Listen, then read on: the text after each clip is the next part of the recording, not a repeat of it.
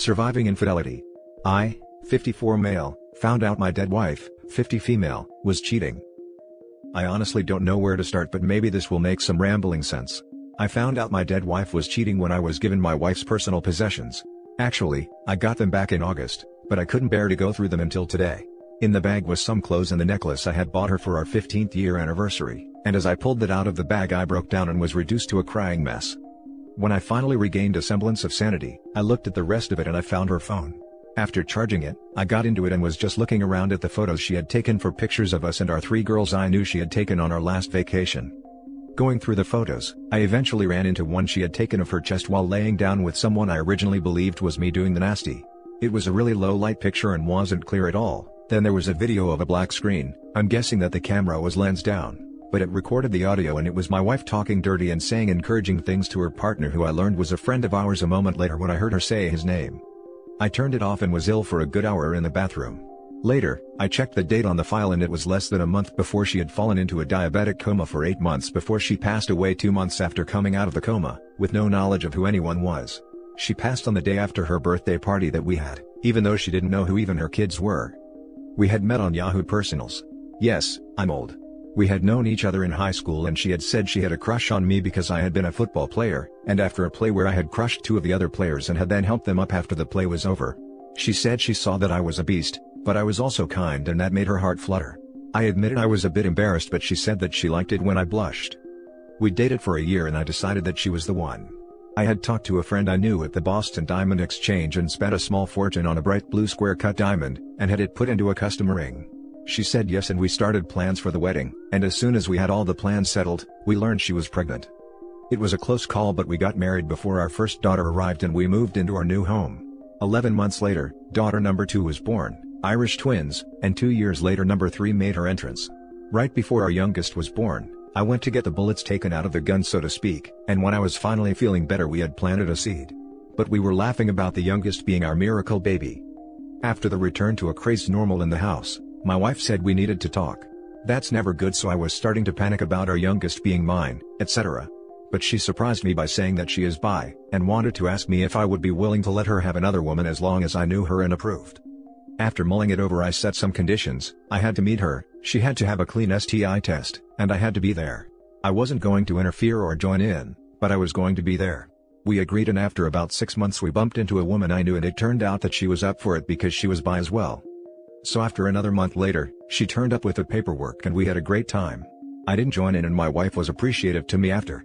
Our friend wound up staying with us 3 months later and she helped with the kids, and eventually we all got together a month after that, and she was with us for 6 years until her dad got real sick and she needed to move back home to take care of him. A short time before our 17th wedding anniversary, my wife fell into a diabetic coma, and even though she came out of it 8 months later, it wasn't her that woke up. She was short-tempered, argumentative, and a racist as well. She told me to get the damned Indian crap out of her hospital room. We are both 1/4 Native American. It was so bad I had to drag my kids in to see her because they said that it wasn't their mom there. Then one night, I got a call to come to the rehabilitation hospital because my wife was really sick. I drove there breaking about 57 traffic laws to get there, and when I ran into the ward the nurse told me she had passed quickly. I was a wreck for a couple of weeks, and I have to thank my girls for being so supportive, even though they were a wreck as well. I had thought that I had done my grieving for the loss of my wife when I was first told she would never wake from the coma, and again when I realized that the person we got back just wasn't my wife. And yet again when I got her things. Now I feel just so empty and I really don't know what to do or say. I will never tell the kids as they don't need to know that about their mom, but I have called her partner in crime and talked to him. At first he wouldn't admit it, but after I played the video file for him to hear, he came clean. It had been 2 times and she had told him it was a mistake and she loved me more than anything, so they would never see each other again.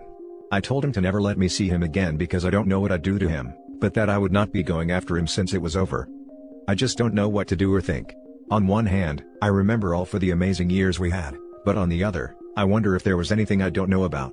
My girls know something is wrong, but I can tell them it is just that I'm sad about their mom and they will accept that because it will be true.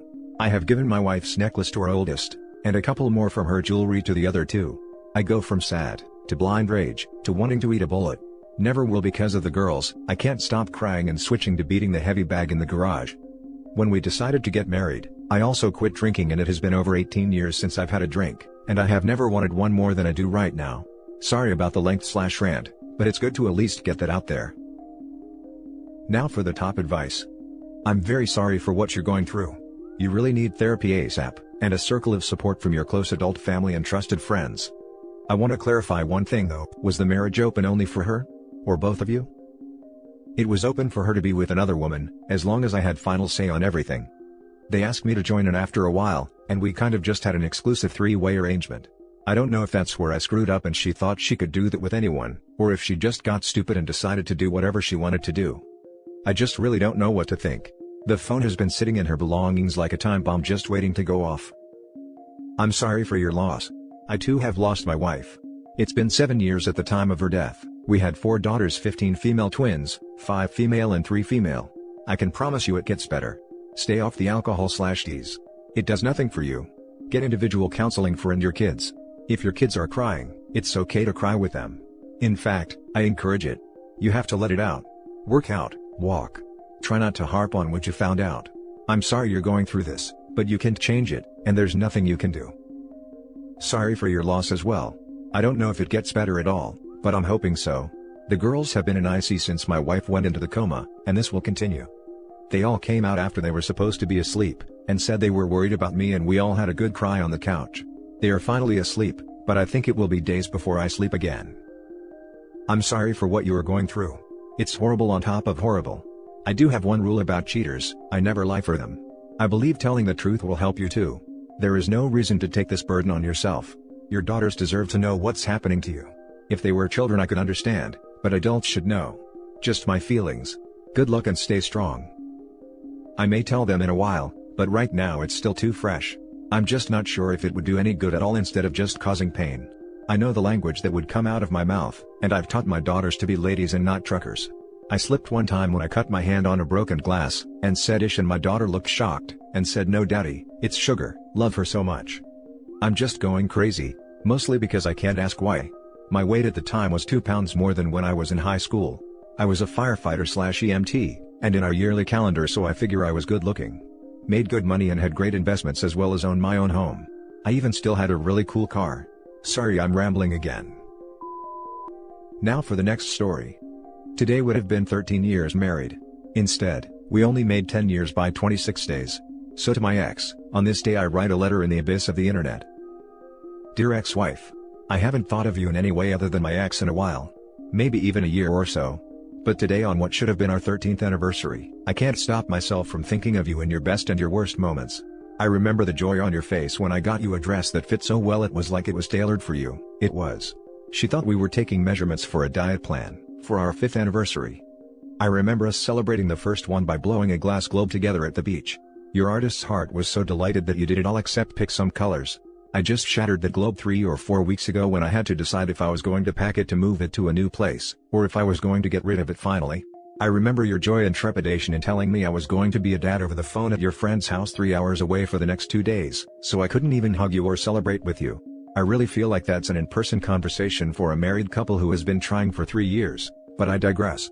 I remember your joy as we screamed our lungs out at the Third Eye Blind concert, only to be shattered at catching you flirting with one of our friends while his wife wasn't there, and I was 3 feet away from you. Trash. I remember other things too. I remember you hiding in the closet after me finding out about the first affair. I remember your indignant stance and hatred spewed at me when I found out about the second one.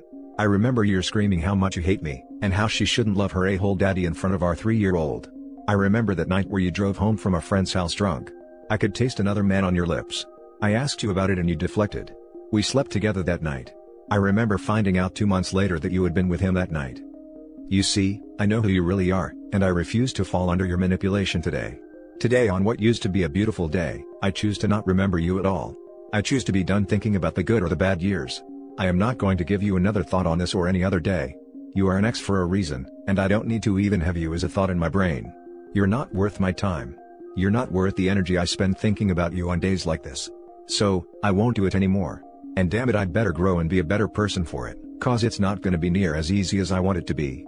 Screw off and die, your ex. Now for the top comments. I hear you, OP. My own what would have been our anniversary is coming soon. But it feels like any other day to me. Months ago, I wrote an unsent letter just like yours, of the good times and bad with the cheater.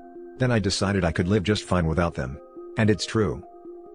About 12 years after the divorce, I was doing some paperwork and realized I didn't remember the date I married my ex anymore.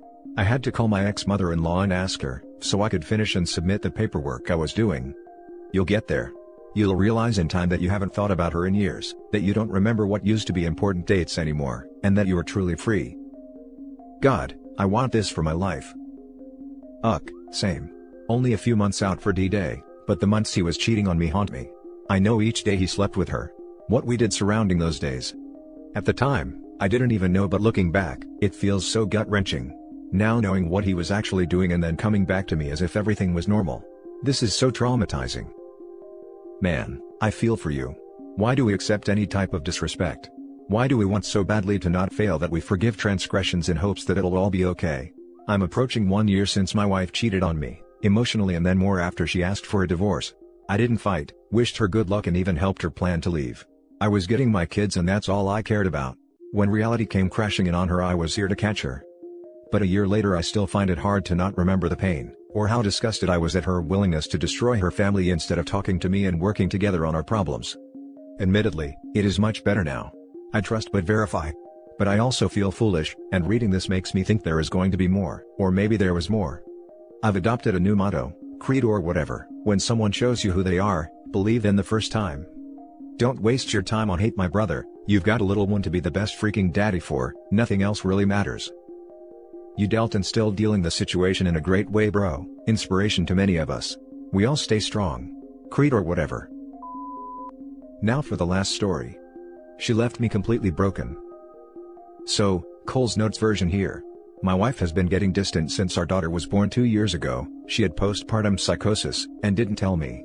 She also had a cancer scare, and didn't tell me until the results came back negative. We fought a lot that first year.